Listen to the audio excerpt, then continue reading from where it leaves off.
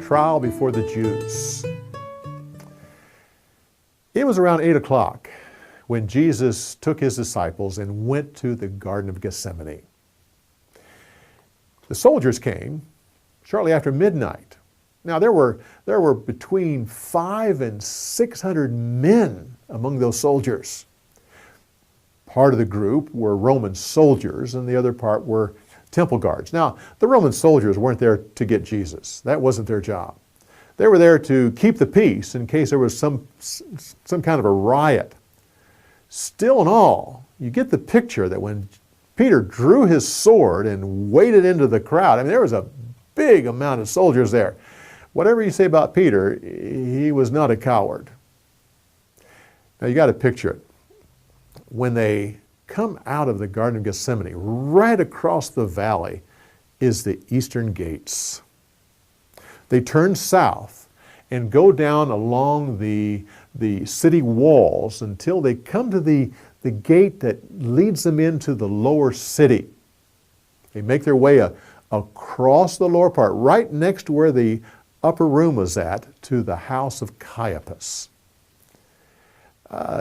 Jesus first meets with the former high priest. Now, Annas hadn't been a priest for over 15 years. Still, the people called him high priest. There's a reason for that. When Moses set up the altar, a high priest was selected, and that was a lifetime responsibility. He was high priest until he died. But when the Romans came along, they appointed high priests. It wasn't just a religious job, but it was also a political job. And they changed often. Matter of fact, between Herod the Great and when the city was destroyed in 70 A.D., there were 28 high priests during that time. Still, the people held to what Moses had. They held that you're a high priest, you were that for life. So they would still refer to Annas as the high priest. When we take people to the Bible-telling seminar in Israel, we take them to the house of Caiaphas. And you have to picture it, that when Jesus left the balcony that overlooked the courtyard, they had a bit of night left before the sun came up. So they took him down, way down to the dungeon that was underneath the house. And that's where Jesus was kept. If he fell asleep at all that night, that's where he slept. We take people down there. We go to that very dungeon area, and it's quite a moving experience, being there where Jesus was held prisoner. You have to remember, the Jews were violating all kinds of their own laws here. It was not legal. It was not legal according to Jewish law to try anyone at night, and especially so quickly. On top of that, all this is happening during the day of preparation. All of these priests and all these men should well have been occupied for the entire day getting ready for the Passover.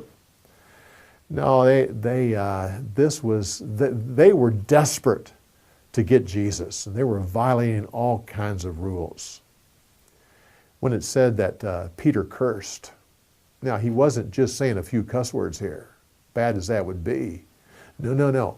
He was evoking God to judge him if he was telling a lie. He was using God's name in this.